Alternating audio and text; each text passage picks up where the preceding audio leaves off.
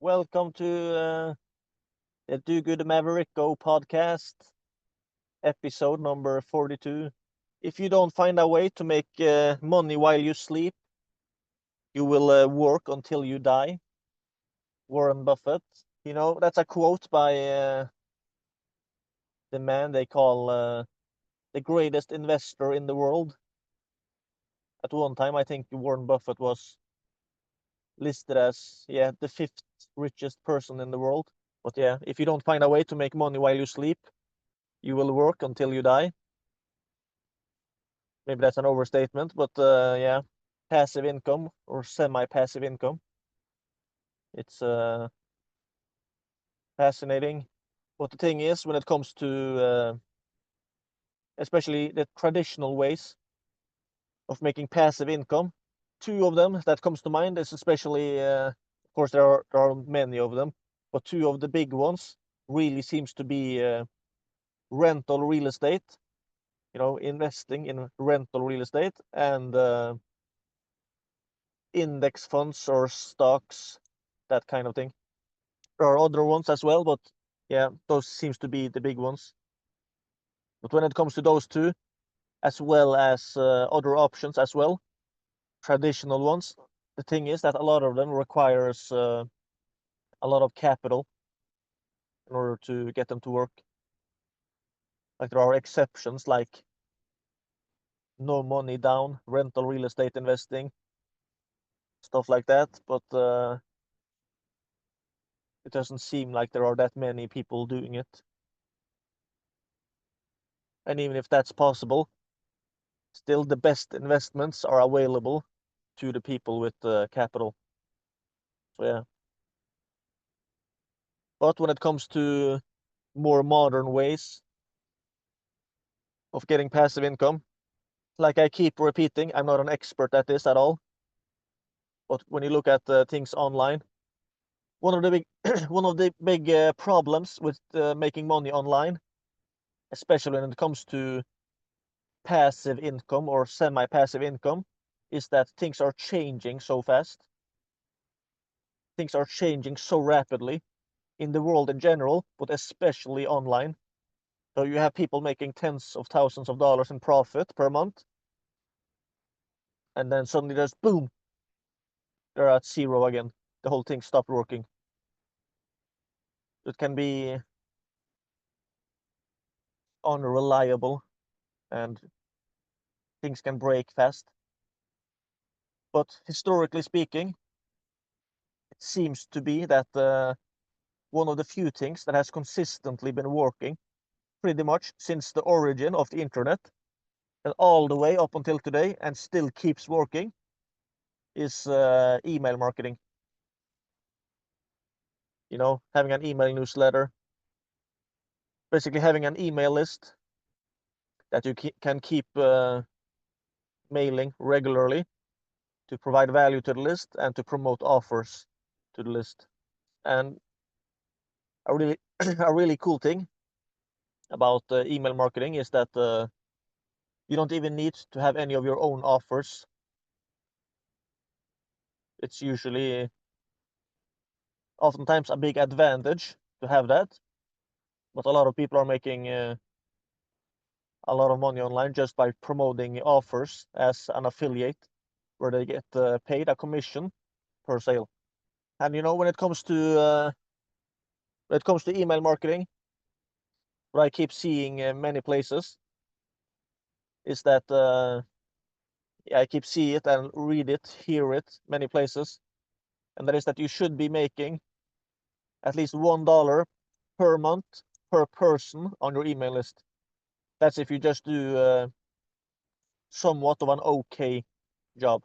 You can make a lot more than that, but that seems to be the industry benchmark, so to speak. But of course, if you have an email list and you don't mail it, and the list goes stale, or you keep mailing it like crazy with just promotional spammy stuff, you might destroy your list, destroy the relationship with the people on your list. So that benchmark number of earning $1 per month per person on your email list is, of course, absolutely in no way a guarantee. It's just that it's something that a lot of people are experiencing being the case when it comes to their online business and email marketing. Yeah.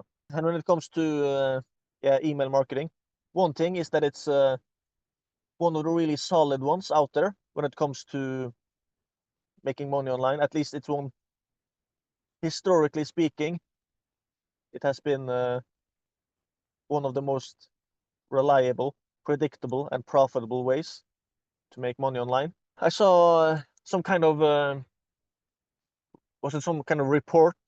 I forgot what institution it was. I think it was by the Direct Response Marketing Institution or something like that. I forgot exactly what it was, but I've seen that stat quoted in many places, and it says something like the average ROI, the average return on investment for email marketing is around 42x. That's basically like 4,200% return on investment for email marketing. So, and that was pretty recent. So my point is, it still seems like email marketing is solid stuff. Over the years, when I've tried and done different stuff online and stuff, one of the big things that I really regret not doing earlier was building my own email list. I tried a few times, but what I kind of got stuck on was focusing a lot on the lead magnet and never really the traffic. I think it was what's her name? Sanchez, Cody Sanchez, I think. Yeah, she has a really cool YouTube video about how she started an email newsletter, and I think it was within 30 days. She started it, launched it from zero, and was growing it to over 10,000 subscribers. I think she did it, yeah, in less than 30 days. So it is possible, but yeah, if you get started from zero, you should also focus a lot on that traffic, building the list. We're living in an attention economy, some people say, and in many ways it seems to be the case. So building an audience is valuable stuff these days. But when it comes to social media platforms, stuff like that, it can be very fragile. There's a lot of people losing social media profiles with hundreds of thousands of subscribers or followers. So having that email list is a lot safer because they cannot take it away from you that easily as social media profiles. And when it comes to semi-passive income, I actually spent some time and I looked for real life success stories of people that were using email marketing as a form of semi-passive income. And I actually found like 10 real life success stories and I made it into an ebook. And I gotta check if I get that landing page working before this podcast episode goes live. But you can find it on, I think, Income Autopilot Success Stories.com. But yeah, that's one option of making semi-passive income online that really seems to be working long term. When it comes to passive income, especially online, there's a lot of people that gets infuriated almost to the point of exploding. Almost to the point of exploding in a temper tantrum when people talk about semi-passive income, because there are a bunch of lazy people talking about it, and there's also this hustle culture thing going on, and when those two meet, things happen. But it doesn't mean that passive income or semi-passive income doesn't exist. When people talk about passive income, usually arguments like, yeah, but you have to, and you just put in something, you have to do this or that, so it's not really passive, it's a scam, you suck, stuff like that. And it's like, yeah, it doesn't exist. It does exist. But yeah, I think it's an unhealthy thing to kind of strive towards if that's your starting point and you don't want to work. Hard work is good, laziness is bad, just to be clear on that. But still, there is a time and place for passive or semi-passive income. But yeah, the point I was getting to was that if passive income is unrealistic because you have to do some things, semi-passive income, on the other hand, can be very possible. Let's say if we define semi-passive income as something where you work like 2 to 15 hours per week and making like 5 figures or more in profit per month, that's very possible. And how can I say that without having achieved it myself? You should be careful who you take advice from on the internet. But I've seen several people doing it, so it is possible. It seems to be a thing these days that people, especially online, with this hustle culture going on, it's like IDs are nothing. IDs are not worth anything at all. Everything, or all that matters is just hustling and working like crazy, and everything will just work out fine. You'll make a bunch of money and have an amazing lifestyle.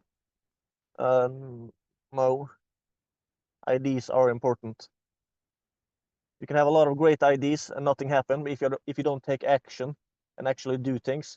But at the same time, you can't just take any idea and think it's going to work the same. So what you choose to do has a tremendous impact on what results you're going to get down the road. So it depends on your goals as well. If you want to build a multi-billion-dollar company, just starting an email newsletter and that being your whole business, you're probably not going to do it. But if you want to have the option of at least during certain periods to have that business be a source of semi-passive income, then it might be a good idea. But yeah, another source of semi-passive income, another way you can make money while you sleep is paid communities. Paid communities are really trending these days. But I don't think it's just a short-term fad. I think it really is here to stay. I think it's something you can build that can last for years or even decades if you build a solid paid community, especially if you make a good choice of the category or niche or industry where you build it and what people you build it for.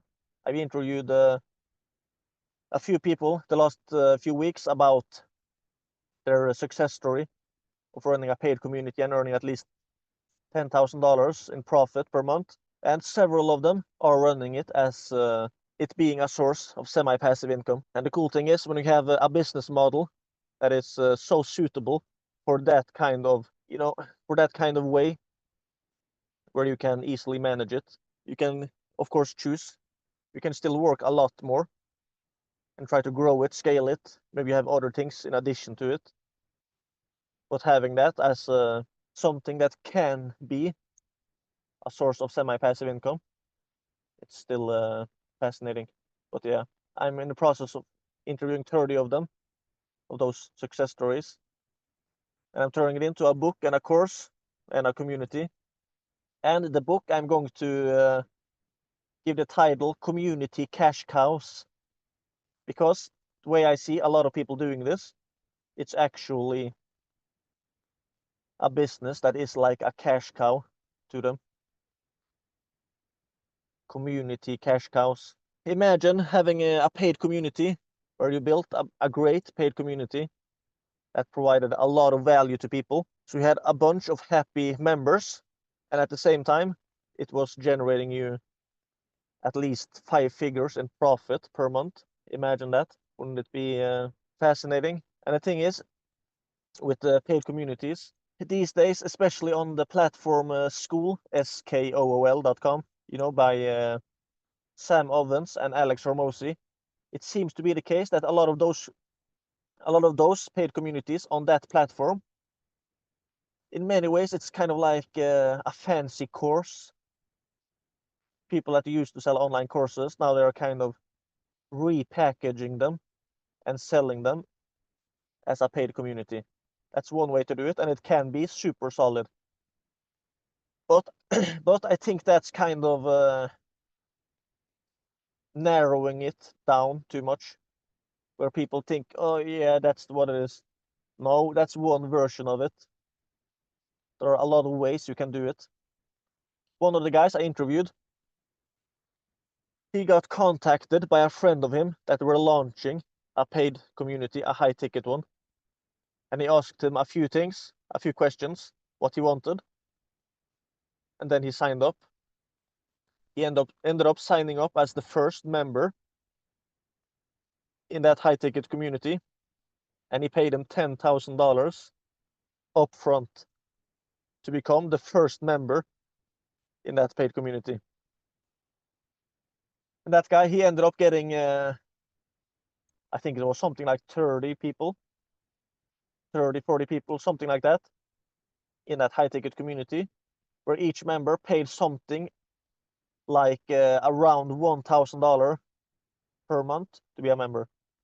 And the way I understood it, inside that community, it was not really much of a course or teachings by the founder of that community. Almost the whole thing of the main value of that paid community was the other members that people got access to. When people wanted to be a member of it, they wanted access to the other members. So the community itself was the main value. I hope I got my point across there, but yeah. My point is basically that there are a lot of options and scenarios out there in the world of business especially, but also in general, where people want access to other people.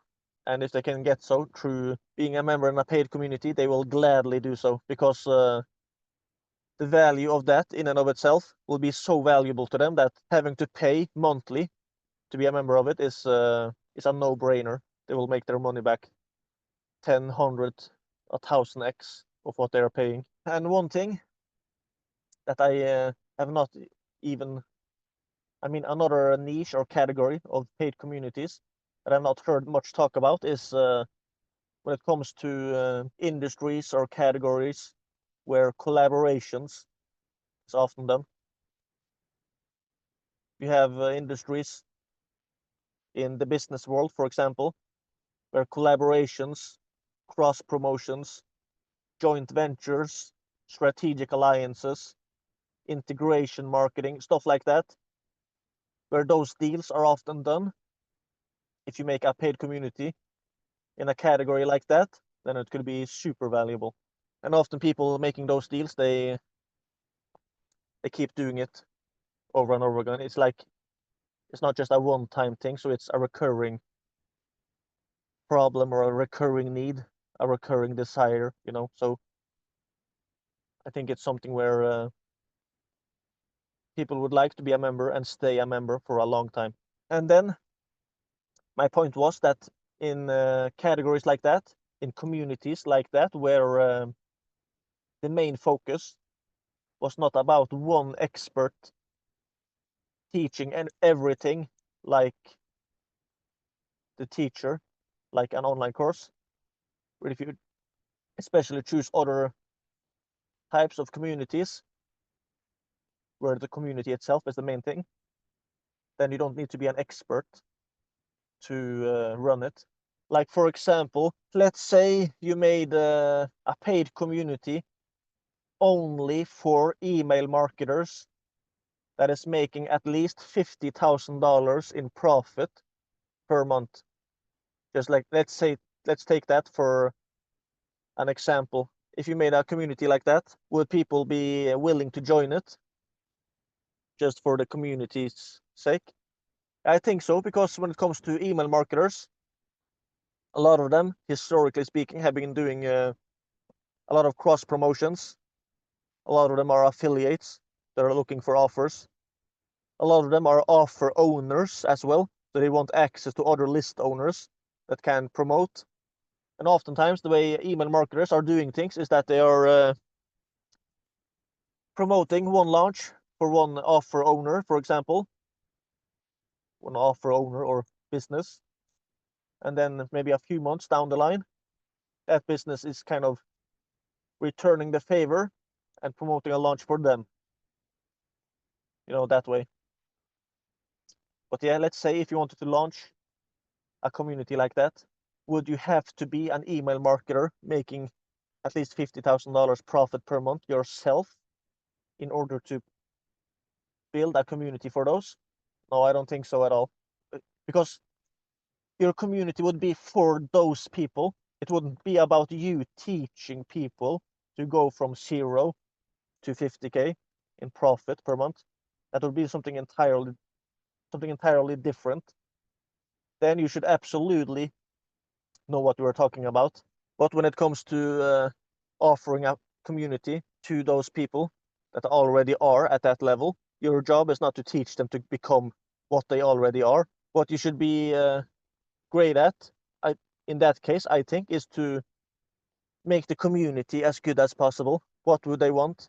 How do they prefer the community to be structured? How are they making deals? Do they prefer to have one day of the week where it's focusing on deals? Would they want it to be on a video call, a group call, direct messages, posts? That's one thing. Would they like to learn from each other when it comes to growing their list, getting better getting better statistics like their open rates, click-through rates, earnings per click, stuff like that? And you could kind of structure the community that would be high engagement, and you could kind of facilitate those deals getting done. So if you think about it that way, there's a lot of ways you can build paid communities for people without being an expert at that subject, and it's still being super legit. If I think about it myself, or imagine, just take an easy example. Imagine you were a multi-millionaire real estate investor, which I am absolutely not, but imagine I was one. Would I like to be a member in a community with a bunch of other multi-millionaire real estate investors? Yeah, that would be fascinating. I could learn from those guys. Maybe we could do a few deals together as well. Yeah, but the thing is, it's the guy that started the group is a 16-year-old without decades of experience, without a degree, without a super high IQ, without. You could keep on going on the list. Okay, so it was a 16-year-old that made the group. Yeah, but how is the group? No, we have like 50 members inside with multi-millionaire real estate investors. Yeah, would I still be interested in a group like that? Yeah, totally. Because if the community is about the community, not the owner, it makes sense. It can still be super solid stuff. But yeah, I guess you get my point. And when it is like that, another fascinating thing that I think a lot of us overlook oftentimes is that if you're building a paid community only for a very specific type of member, and that is a requirement to join, once you have a few of them inside, now you already have a community, and you can kind of use the existing members to sell new ones of becoming a member. If you already have 10 members, you can kind of say to the new prospective members that hey, we already have 10 guys inside, they're at this and this level. Oh wow, yeah, count me in. they sign up. So yeah, that might be a way you can make money while you sleep, or yeah, build your own cash cow, your own source of semi-passive income.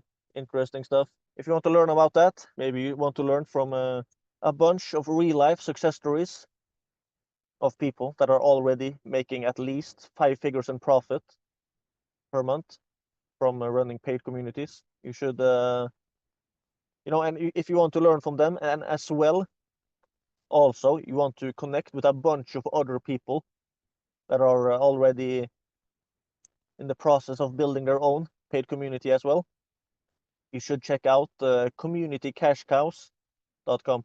Communitycashcows.com.